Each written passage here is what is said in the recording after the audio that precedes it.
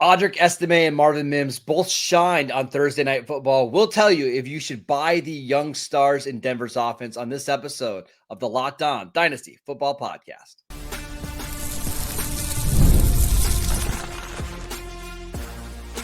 You are Locked On Dynasty Football, part of the Locked On Podcast Network. Your team every day.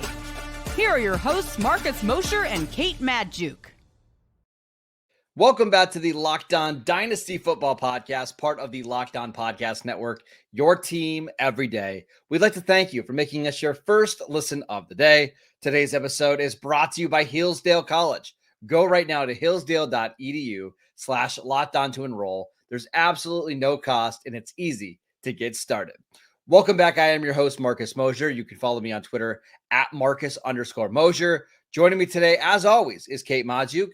You can follow her on Twitter at Kate Madjuk. On today's show, we are breaking down the Thursday night football game between the Broncos and Chargers. A really fun game that has a lot of meaning for the NFL playoffs. I wanted to start with the Denver side of things because the leading rusher was Audric Estime, somebody that we like pre-draft, and the leading receiver for Denver was Marvin Mims, somebody, again, that we like pre-draft. Both of these players have maybe not produced at a high level this year, but they're starting to get more involved in the offense. Kate, let's start with Estime. 9 carries for 48 yards and a touchdown. Didn't receive a target in this game, but how should we value Estime kind of going into this offseason? The thing about Audric Estime, first of all, again, big fan coming out of Notre Dame.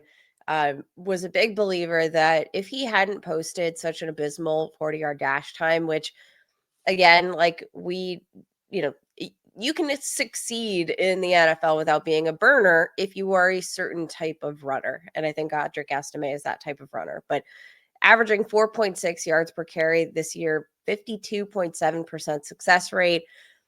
I think he passes the eyeball test. Now, the big thing about valuing him moving forward also isn't just necessarily about how good he looks or his opportunity right now. It's about his opportunity in the future because Javonte Williams is a free agent next year. And I just don't think Javonte Williams has done enough to earn a second contract here with the Denver Broncos, unless it's kind of like this bare minimum deal that isn't all that meaningful in terms of like following the money. I think that there's a chance that Audric Estime takes over this backfield and becomes that, like, first and second down primary runner for the Broncos moving forward. Yeah, I mean, it's not like we've seen a lot from Javonte Williams. Kate, can you guess how many rushing yards Javonte Williams has over his last 6 games? Just give me a number. Last 6 games, he's been healthy for all of them. How many rushing yards do you think he has? 150? 97. Whoo! Yeah. I thought 150 was bad. Now, here's where Javonte's had value. He had 11 targets against the Chargers on Thursday. Now, only turned those 11 targets into 29 receiving yards, which is pretty rough.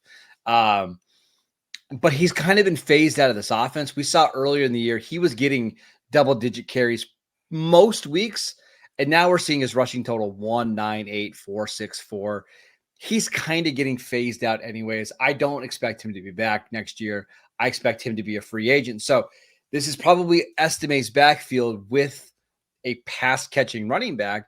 It's just, is this offense going to be good enough to give him enough efficiency, enough goal line work to be somebody that you want in your lineup every single week?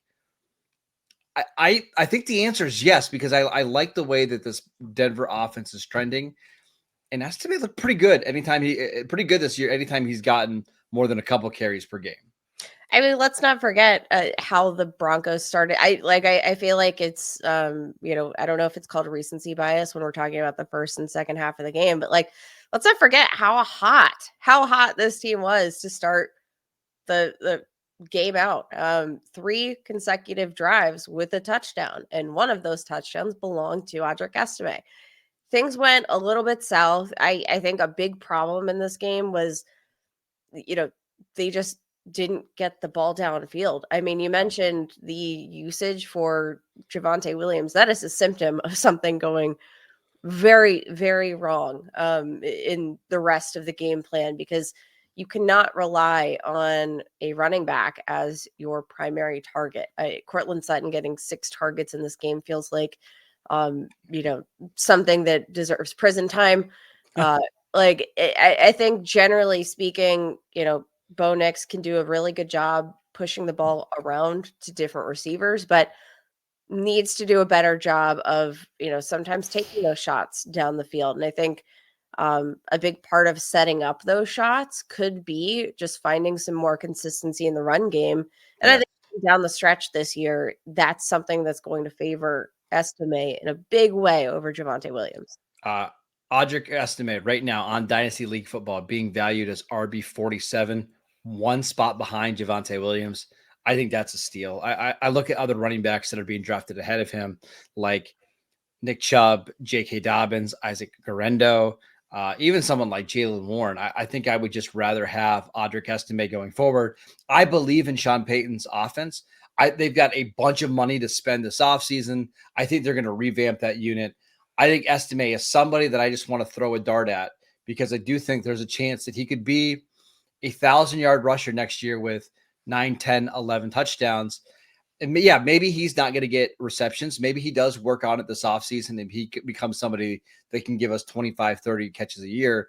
But I think there is some value into him being a David Montgomery-like player in Denver's offense. I kind of like that comp. I like that. Let's talk about a wide receiver that we also liked, Marvin Mims, coming out of OU. Big fan of the prospect, his athletic profile, his ability to contribute, but he's been a guy that just hasn't consistently found his way onto the field. And we always say availability is something that's so key, because you can't get targets if you're not running routes. Now, I will say that we haven't seen like a significant uptick in, route participation for Marvin Mims. We have seen an uptick in usage, which means like when he's on the field, Bo Nix is looking for Marvin Mims pretty often here. Over the last 6 weeks, we've seen an uptick in, overall target share, production, and he feels like he's kind of establishing more of a safe floor for himself than we're probably giving him credit for.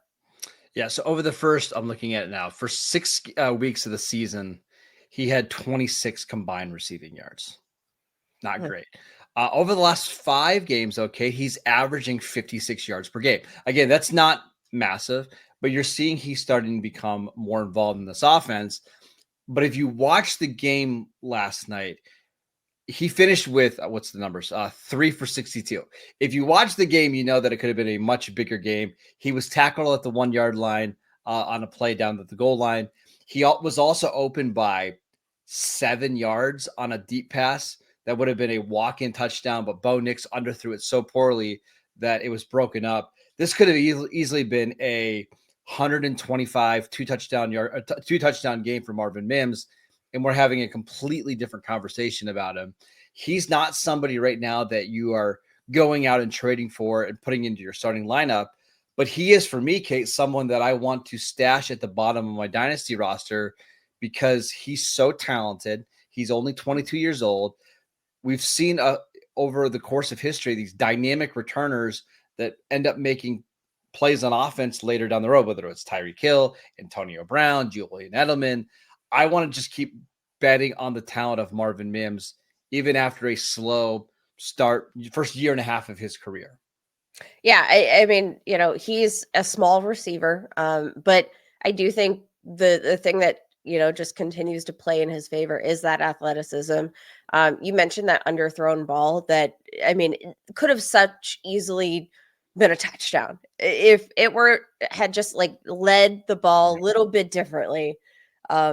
Just, not underthrow it. I feel like it would have been such a beautiful score, and we could have been, I mean, the way he generated separation in that move, the little cut, I loved the route. Everything looked good about that. And let's talk about the athleticism. 90th percentile 40-yard dash, 89th percentile vertical jump, 88th percentile broad jump, 63rd percent 3-cone drill. Like, despite the size, I mean, yeah, he's a super explosive dude, ran a 4.38 40-yard dash, just under a 40-inch vert. Like, this is a dude that has the athletic chops to, I think make some of these twitchy plays that, yeah, he's not going to win with physicality because he is undersized, but can win with some of the finesse and speed that, Yes. he can use to generate some of the separation so that he doesn't have to be in contested catches situations in the first place. So he has at least 4 touches in 6 straight games. I know 4 touches is not a lot, but if that number goes from 4 to 6 next year, I think we're talking about somebody that's a weekly flex play in your dynasty leagues. And it's not a stretch for him to add 2 more touches if he has a really good offseason. Again, he's only 22 years old. He provides something different that this offense just doesn't have. So he might be on the waiver wire in your dynasty leagues right now. He's wide receiver 82 on Dynasty League Football. He is somebody that I want to have on my roster going forward because I do see some potential there. Okay, let's talk about the Chargers side of things, and I want to focus on Ladd McConkey. I mean, we could just do Locked On Ladd McConkey every single week, and I'd be fine with that. Let's talk about the young star receiver next. This episode is brought to you by PrizePicks. PrizePicks is the best place to get real money sports action. With over 10 million members and billions of dollars in award winnings, PrizePicks has made daily fantasy sports accessible to all. You just pick more or less on at least 2 players for a shot to win up to 1,000 times your cash. Run your game all season long on PrizePicks, America's #1 daily fantasy sports app. I absolutely love PrizePicks. It's so much fun. You can make your holidays bigger and brighter with PrizePicks, the best place to get real money action while watching your favorite sports. Again, you can win up to 1,000 times your money. Join now because this holiday season, PrizePicks is giving away 2 free picks in December, and they're giving away $30 million in rewards during Picksmas. Right now, go download the app today. Use promo code LOCKEDONNFL to get $50 instantly when you play your first $5 lineup. Again, download the PrizePicks app today. Use promo code LOCKEDONNFL. You'll get $50 instantly after you play your first $5 lineup. PrizePicks, run your game. This episode is presented by the College Football Playoffs on TNT. The College Football Playoffs are back, and with the newly expanded 12-team format, it's guaranteed to be bigger and better than ever before, bringing you all the hard-hitting and high-flying excitement that you're going to absolutely love. TNT Sports coverage of the College Football Playoffs begins on December 21st, starting with the College Football Playoff Kickoff Show presented by AT&T at 11 a.m. Eastern. Leading into our first matchup, it is the Southern Methodist University Mustangs battling the Penn State Nittany Lions at noon. Then the Clemson Tigers look to upset the Texas Longhorns in a showdown at 4 p.m. Eastern. Don't miss a moment of the action. Watch the College Football Playoffs presented by Allstate live on TNT, True TV, TBS, and Max. Welcome back to the Locked On Dynasty Football Podcast. We are breaking down the Thursday night matchup between the Broncos and the Chargers. And Kate, there's really not a ton of takeaways on the Chargers things. Justin Herbert had a typical Justin Herbert game. Quentin Johnston did what Quentin Johnston usually does, is get lots of targets, drop some passes. Josh Palmer made a couple of really nice catches. But I want to talk about Ladd McConkey, who, once again, highly efficient, 6 for 86 on 6 targets. He has now gone over 50 receiving yards in, I want to guess how many straight games? I think it's 9, right? 8 straight games. 8 straight games he's gone over 50 receiving yards. He's up to 960 yards on the season and 5 touchdowns. He's going to be probably at 1,100 yards, 7 touchdowns or so on the year. Every time I watch Ladd, Kate, I just want to keep moving him up and up and up my dynasty rankings. Now, here's the thing. We did just talk about Ladd McConkey just a couple of days ago on Wednesday's show. For those of you that missed it, go back, listen to Wednesday's show, because we got a new batch of Dynasty ADP courtesy of Dynasty League Football. And we were all in agreement, you, me, and our good friend Matt Williamson on Wednesday's show, that Ladd McConkey was getting a little rich for our blood. He has snuck up to wide receiver 12 on average in Dynasty startup ADP. And we all said, like, oof, that feels It's a little right. shock, right? Now tell me, after watching this game on Thursday Night Football, just, I don't know, like 36 hours after recording that very episode where we said that felt rich, are you warming up to that evaluation after seeing him have another really solid performance? So Matt Williamson made the point that competition is coming for Ladd, which I don't disagree at all. The Chargers have Sounds like a Game of Thrones reference. Exactly. Competition is coming. It is coming. Maybe it's T. Higgins. Maybe it's a receiver in the draft. Maybe they trade for somebody. There's just no way they're going into 2025 with this wide receiver core. However, I just don't see how you can put this back in the toothpaste, I was say jar tube, back in the toothpaste tube, because he's just a perfect fit with Justin Herbert because he gets open quick and he makes plays after the catch. And that's exactly what Herbert wants. Like, if a guy is open, he's going to get him the ball. He doesn't need a bunch of targets to be effective. I mean, he's averaging 14 yards per reception this year. You look at his catch rate, it's one of the best in the league. But to answer your question, like, do I think it's too high? Maybe. There's a couple receivers like Jackson Smith and Jigba who I might slide ahead of him. George Pickens? No, I'd rather have Ladd. Drake London? I'd rather have London. Rome Odunze? That one's really hard. I'll probably go Rome. But here's my point, Kate. I think he is comfortably a top 15 receiver now. And the order that you can move those guys around is going to depend maybe on your personal preference and maybe what kind of team you have, right? If you have a high-end number one receiver like Jamar Chase, maybe you just want somebody who is a little bit more reliable as that wide receiver too than somebody like Rome who, is still competing with DJ Moore with targets. I just think I think I'm convinced that Ladd is a top 15 receiver, and where he stacks in that next tier, I think is up for debate a little bit.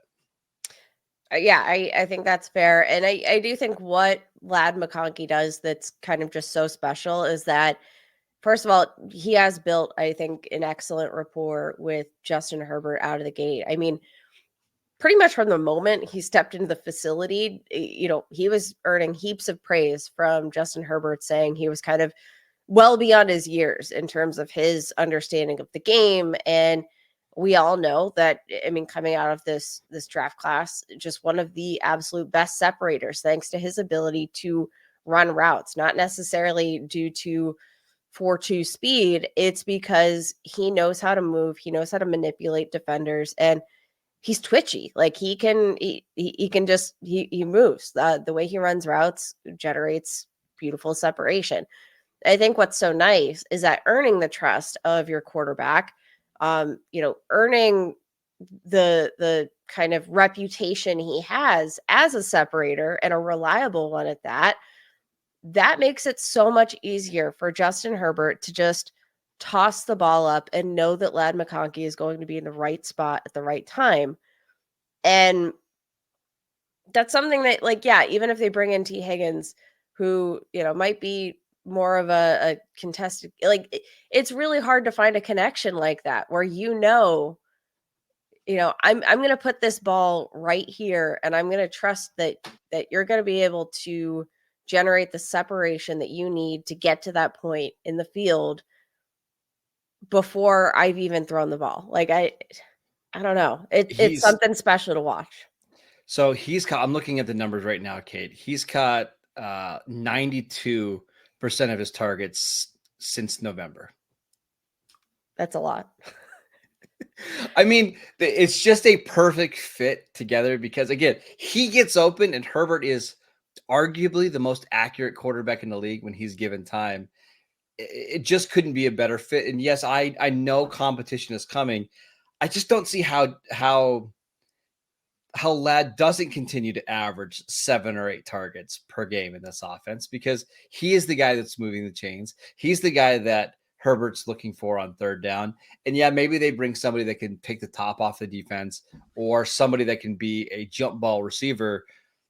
But this reminds me a lot of like Tom Brady and Julian Edelman. And I hate to make the white comp for Edelman and Ladd, but it's like, this is the guy that he trusts, right? Like when things are chaotic, he's just trusted he's going to get open. I want Ladd on my dynasty team. And maybe the play isn't trading Rome Odunze for Ladd McConkey. Maybe it's, hey, I'm going to give up my running back. I'm trying to think of a guy that, let me look at the ADP, Kate. So right now you have Ladd McConkey being drafted around like Breece Hall. I would rather have Ladd McConkey than Breece Hall in my dynasty leagues. And I know Breece is being drafted higher. I would rather trade Breece to get Ladd on my teams. I think that feels kind of fair. Yeah, I'm not really like, I know we look at the dynasty landscape. I'm always just generally going to give the edge to wide receivers, but I also think we're looking at an organization that I just want more pieces of than I want in terms of like the Jets. Let me give you another one. Would you trade, again, let's assume non-tight end premium league, would you trade Trey McBride for Ladd McConkey? Oof. See, that's hard. I do think that one's more situationally dependent for me. Like, what are the other tight ends on my bench looking like? Like, do I have a Dalton Kincaid? Do I, because there are leagues where I have, maybe some more depth pieces. Do I have a Jonnu Smith and I'm a contender and I feel comfortable riding out the season with Jonnu Smith and I can get a Ladd McConkey? Like, that one's more dependent for me, because if you have the tight end position locked up, it's really hard to give that away, even for Ladd McConkey. All right, let's do some commotion. Players we are promoting from our bench, or maybe even your waiver wire, into your starting lineups in week 16. We will get to that next. This episode is brought to you by Hillsdale College. Time is our most precious commodity, so don't waste it scrolling through the same mind-numbing content for hours and hours and hours. How can you spend it wisely to improve yourself? What about through history or economics or the great works of literature?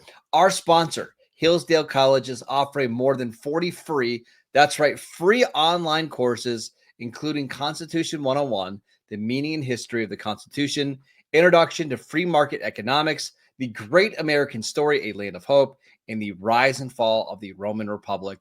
All of Hillsdale's courses are self-paced so that you can start whenever and tune in wherever. Plus, you can go deeper with readings, quizzes, and discussions, or just kick back and enjoy the lectures.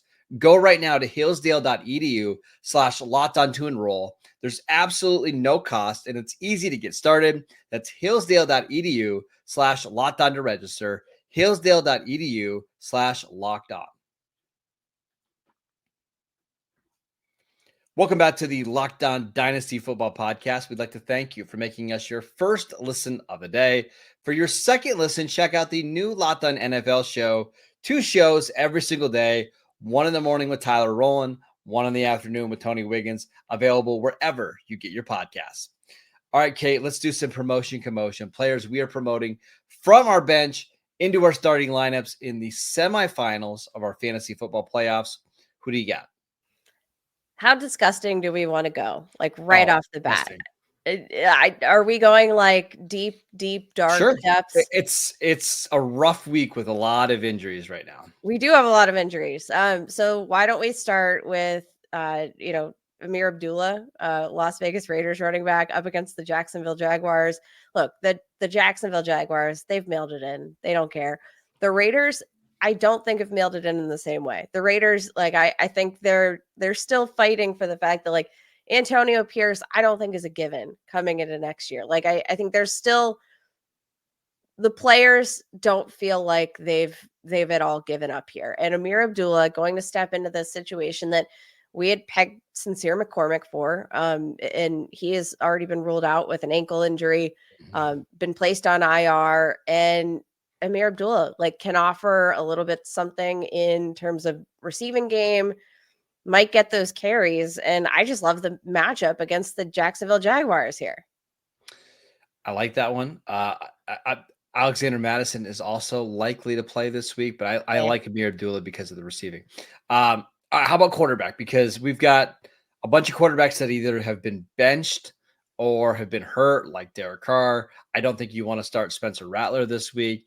So, Kate, I'm going to give you the list of names of quarterbacks that are available in most of these leagues. You tell me in a super flex who you would like to start the most. Mason Rudolph, Spencer Rattler, Drew Lock, Aiden O'Connell, or Dorian Thompson-Robinson?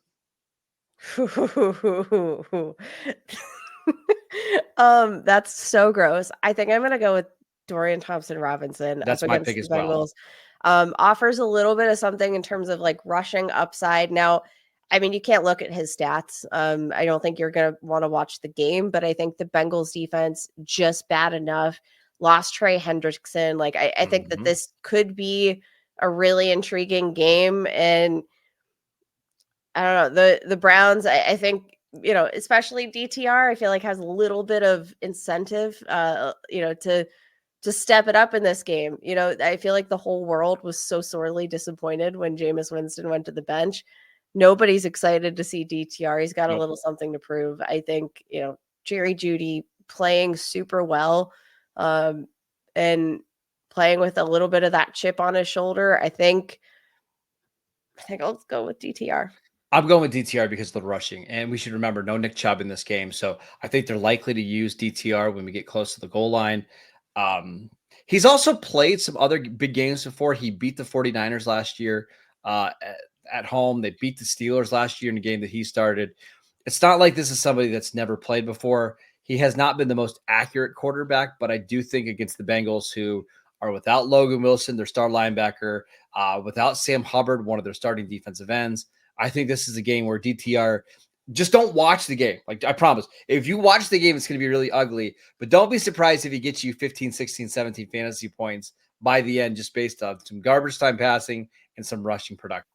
By the way, I said Trey Hendrickson. I meant Sam Hubbard out for this game. Such a huge loss. You mentioned Logan Wilson as well. Huge. This is going to be a moment where I think the Browns can look a little bit better than they do right now. Last one. This is really gross. I would not recommend this one unless you absolutely have no other choice. Kendre Miller is likely to start for the Saints this week. Alvin Kamara dealing with a groin injury. Kate, I know how much you love Kendre Miller. This is finally his shot. Dennis Allen isn't here to put him in the doghouse. Maybe we can finally start Kendre Miller. Maybe we can. I was just inspired by your grossness. I want to give one more. What about Malik Washington, who a wide receiver way down deep in the Miami Dolphins depth chart, but Virginia. You're gonna have, I think, a nice opportunity here. Jalen Waddle gonna miss this game. I think, Malik Washington could step up. Odell Beckham Jr. also released. I know he doesn't account for all that much. But also have the Grant Dubose injury. That all of these injuries are kind of mounting into maybe a concentration of snaps that we haven't seen from Malik Washington just yet. Just mildly intrigued. I have a Debbie roster where I'm pretty sure we have to start 12 between wide receivers, running backs, and flex plays. It's a very, very deep roster. I think I'm going to start him this week, coming off a game where he posted 5 for 52 receiving yards against Houston last week. It might happen, maybe. Malik Washington was really fun at the East-West Shrine game. Nobody could cover him there. He's a good player, fell to day 3 of the draft because he's pretty small. But I like it. I think this is a good opportunity for him. That is it for today's show. We want to thank you for making Locked On Dynasty Football your first listen every single day. Go check out the channel on YouTube. We are free and available on all platforms. Follow Kate on Twitter at Kate Majuk. I'm at Marcus_Mosier. Enjoy your weekend. Enjoy football on Saturday and Sunday. And we'll see you back here on Monday to break it all down.